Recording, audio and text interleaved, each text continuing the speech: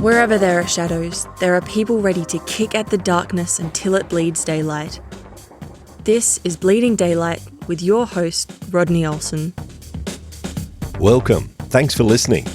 Keep the conversation going by connecting with Bleeding Daylight on Facebook, Instagram, TikTok, or other social media platforms.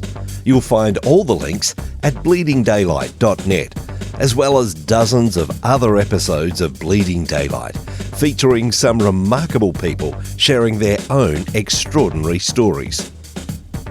Juggling all that life asks of us can be anywhere from difficult to sometimes devastating. Today's guest helps others harmonise priorities to find a better way.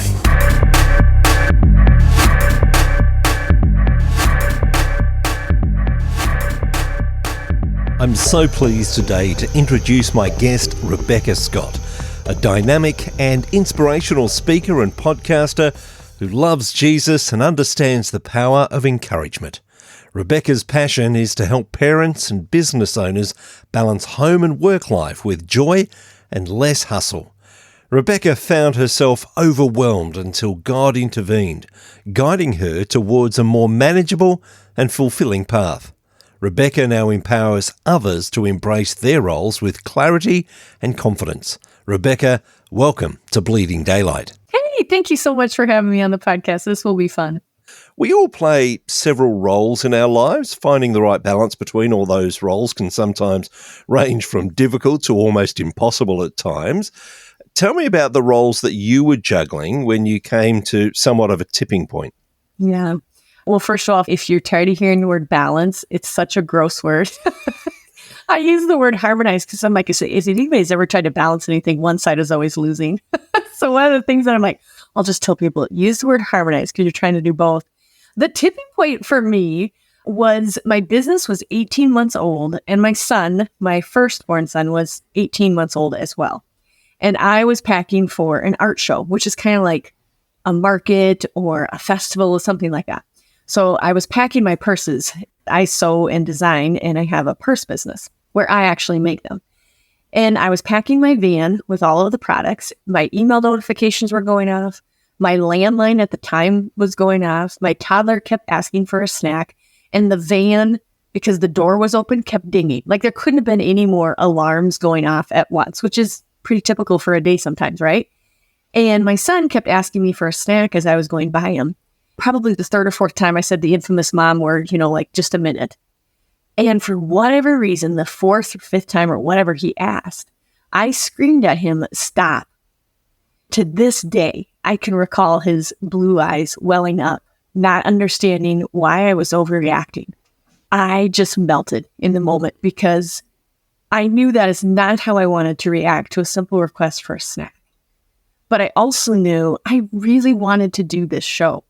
The message that I got in the moment was, first of all, just stop, you're overreacting. And I did get him the snack because a toddler never forgets their snack, right? And I fell in the fetal position and just sobbed. I ultimately decided I was not hearing the message, you have to quit, you've got to raise your kiddos, and then you can do what you want. I heard the message of both. You can do both. If that was the message, then I wanted to do both really well. I did something bold at that time. I canceled the show for the weekend, which in the art world is a big deal because you will not get invited back. They think you're like a flighty artist. So they didn't invite me back for 6 years. Like they were mad. But I knew in that moment, if I was going to prioritize my family first, I needed to cancel that and figure out how to do this. In the following week, I decided I would keep a journal. I just carry this journal with me everywhere. And I just started recording everything I did during the week. And then in the next column over, I wrote how long it took me to do it.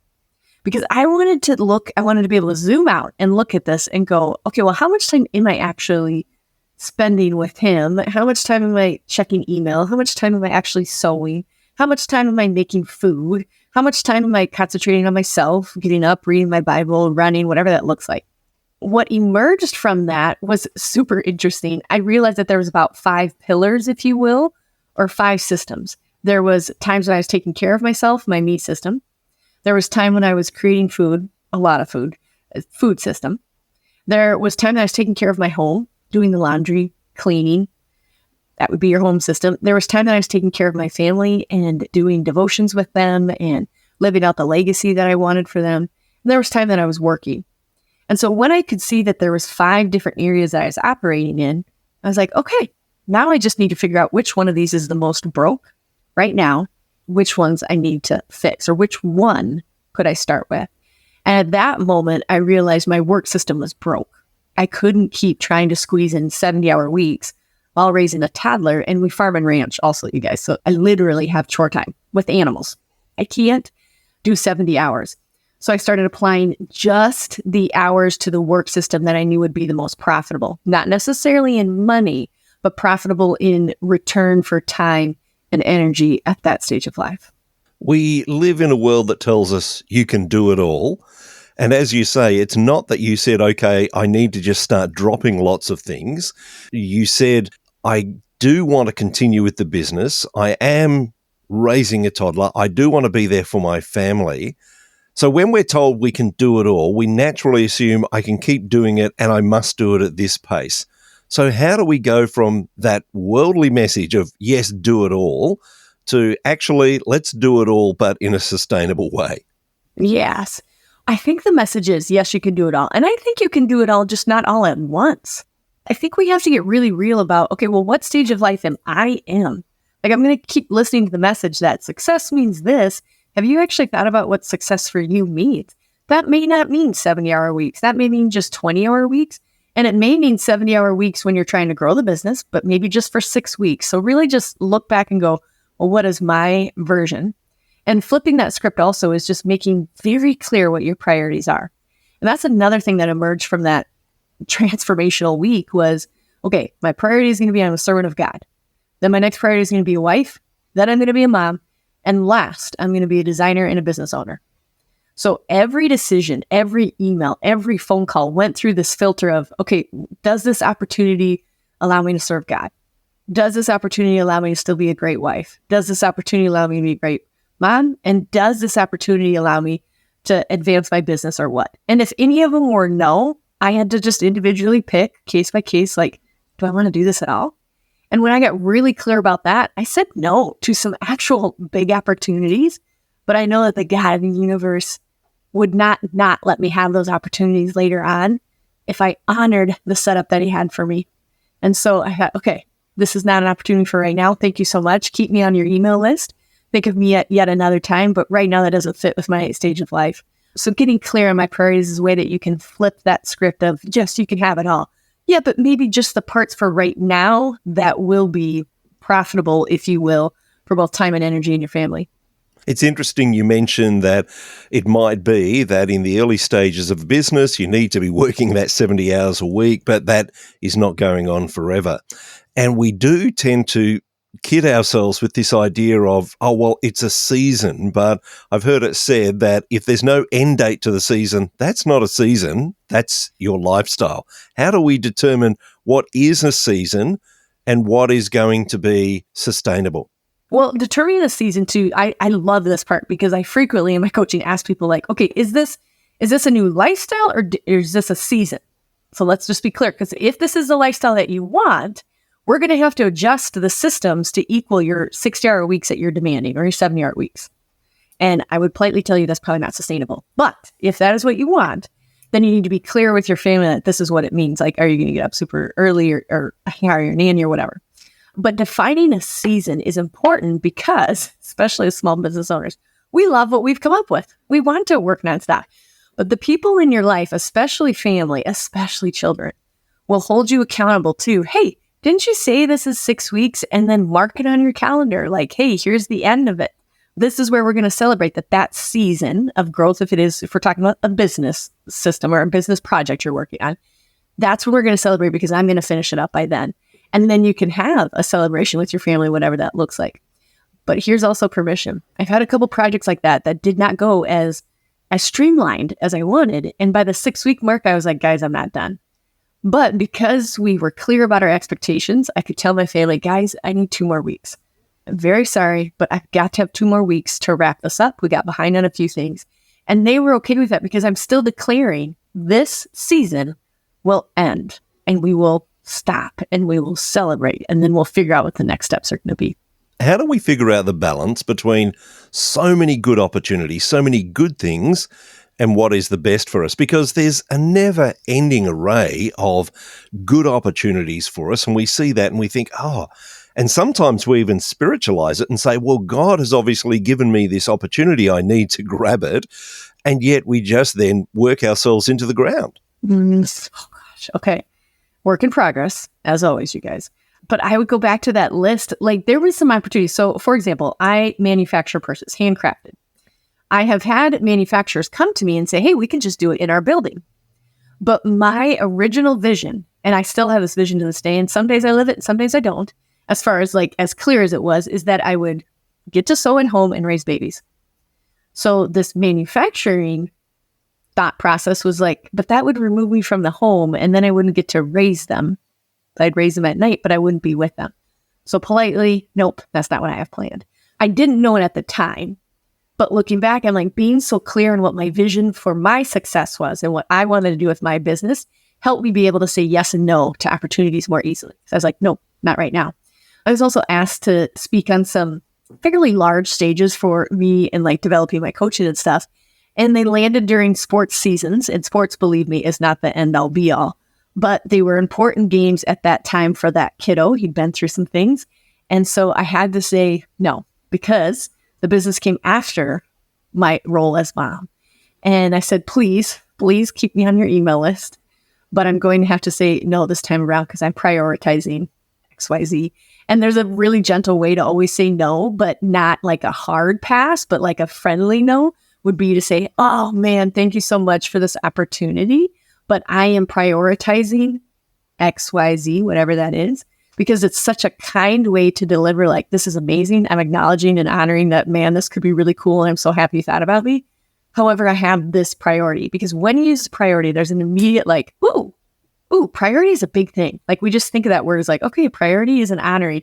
And the amount of emails I get back when I have had no's that were a friendly no, they were like, that's amazing. Thank you for leading with that your family is important. It gives us permission to make our families first too. The opportunities are still open, but I'm pretty good at saying no now. One of the things I love is that you've mentioned that this is a work in progress. So much of what you're talking about is stuff that you're still dealing with from day to day.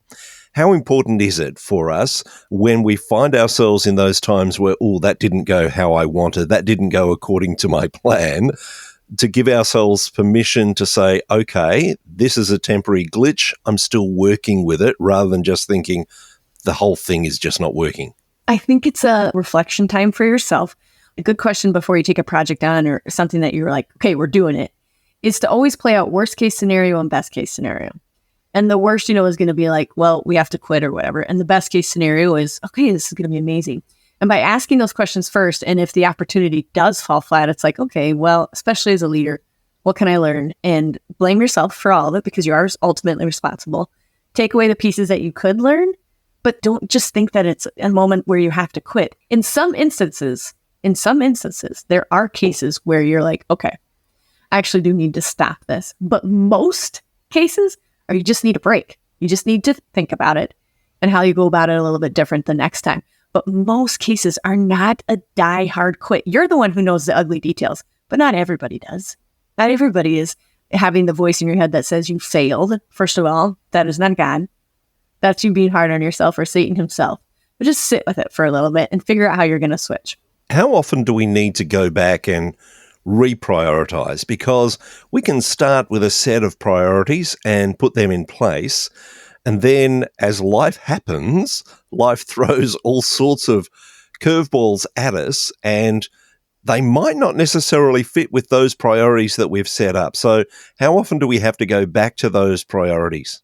Oh, well, I can speak for myself. I have my priorities listed in 3 different places in my house.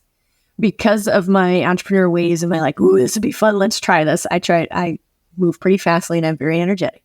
I do put them in 3 different places, because the first place you put it in your house, whatever your priority list is, you're going to forget it because just becomes part of the background.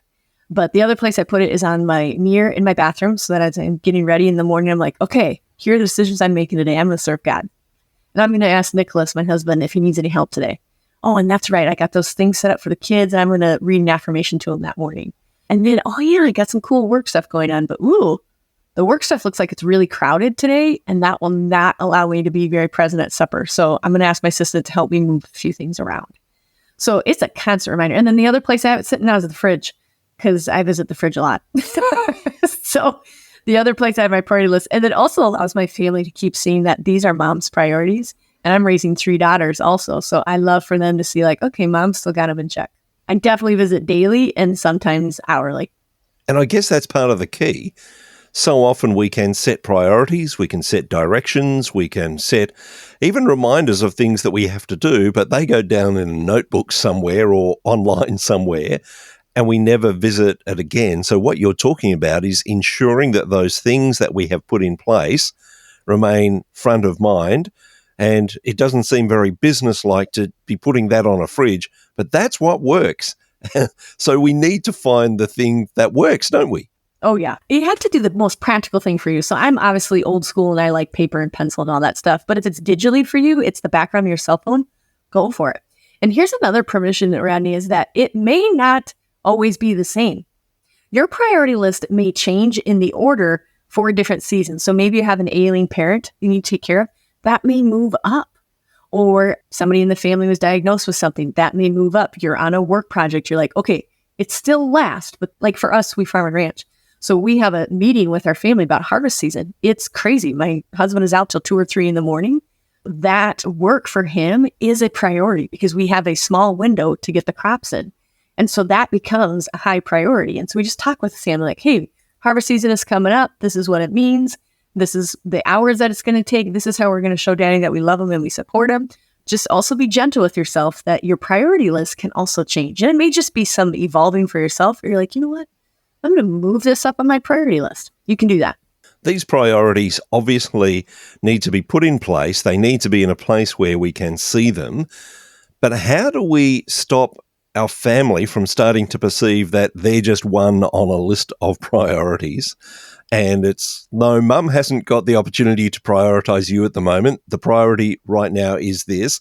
How do we actually seamlessly integrate that into our life so that our family feel that we're present with them, so that if we're dealing with a client or someone at work, that we feel very present with them rather than just, sorry, we've run out of priority for you right now? Oh, gosh. Okay, well, that's a good question. I think it's maybe multiple things. It's reminding them consistently. So like in my studio right here, a kiddo comes up. I'm still in the middle of a work day, which they know I have some hours that I work within. And they're like, Mom, come watch us in the swimming pool. I love that. That is going to be fun. I'm going to treat that as my reward. After I finish this pile of purses, I'll be out. And the kid's like, ugh, Mom, well, how long is that going to take? And because I've timed almost all of my tasks, I'm like, it'll be 45 minutes. So it's a little bit longer, but then I'll be out and I will prioritize that. And so even hearing the word prioritize clues them into, okay, Mom does think it's important, but they also have to honor that, okay, I do got to finish my work. And then we talk a lot about expectations in my house. And so it's like, hey, expectations. Today, Mom is back-to-back interviews. So here's what that means for you guys. Like, I can't prioritize lunch, so I'm going to assign that to someone else. But when I get done at 6 o'clock with the last interview, it's cool time, baby. We're going to do this, this, and this. So like talking through expectations with your children helps them to also understand what your priorities are for the day and honor both. And then reverse it. Hey, kiddo, what was your priorities for today? How can we make sure that that happens? So that there's a natural like, oh, look, we're harmonizing each other's lives. Like, was your priority to get into the pool or did you actually want to go for a ride? We ride horses frequently and like, you know what? I want to go for the ride. I'm like, okay, well then instead of the pool, we'll go for a ride. So just everybody talking about what their priorities are and trying to meet that and cut down expectations if they're like, because we have that a lot too. You're like, well, I expected that we were going to go get ice cream. I'm like, sorry, that is not happening today. But maybe we could do that another time. So I think expectations, talking about priorities, and asking them what their priorities are as well is very beneficial. What I'm very aware of in that situation is that your kids are learning about this. The thing that we want the most is to bring our children up well. And yes, there's always that tug to immediately go to what they want right now. And yet that's not actually teaching them real life, because real life is not going to treat them like that. But you're actually giving them the keys to be able to prioritize and to be able to work well when they get to that stage in their life, aren't you? Yeah. And here's another important thing, you guys. I think it's super important that you like your work, because if they saw me here when I do like my CEO stuff on my computer and I'm grumpy, they're like, gosh, I don't know if I do want to do that someday. I'm not that they're going to do my job, but they're like, gosh, working as adults stinks.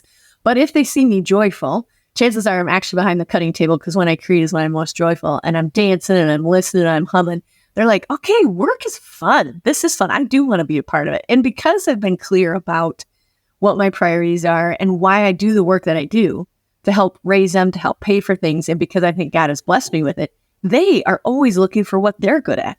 It's like, oh my gosh, I'm a super joyful. Well, I dance a lot when I'm coloring.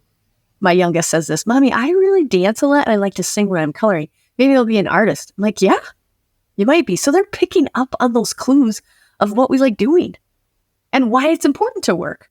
You obviously prioritize faith, and that's a thread that runs through everything that you do. How important is it that we are prioritizing and finding a place for faith, even though it is a part that touches every part of our lives? Because so often we can say, yes, I'm a person of faith, I'm a follower of Jesus, and yet if we don't set that time aside, it can be missed. It can definitely be missed. So I think it's less about setting it aside and always knowing that it's present. It's like the super practical ways is, for example, if they're complaining that I'm going to something, I'm like, hey, remember, why is Mommy doing this? Because God has gifted you to be a creator. Yep. Why else is Mommy doing it? Because it helps us buy groceries. Yep. Why else is Mommy doing it? Because you get to meet more women and tell more people about Jesus. Yep. Those are all right. So just reminding them frequently that the whole reason I create for a living is because that's what God made me to do, for sure. And I think reminding them frequently, and at least in my creative world, it's that look at nature and how beautiful it is. He was the original creator. So I remind them all the time, like, hey, the tree never grows upside down, does it? They're like, no. And I'm like, yeah, because he was amazingly gifted at creating, the original designer. So do you also think that he designed a life for us to live together that will work? Yeah. Okay. Is it going to feel chaotic at times? Yes. Is it going to feel consistently chaotic? No, because that's not what he designed for us either.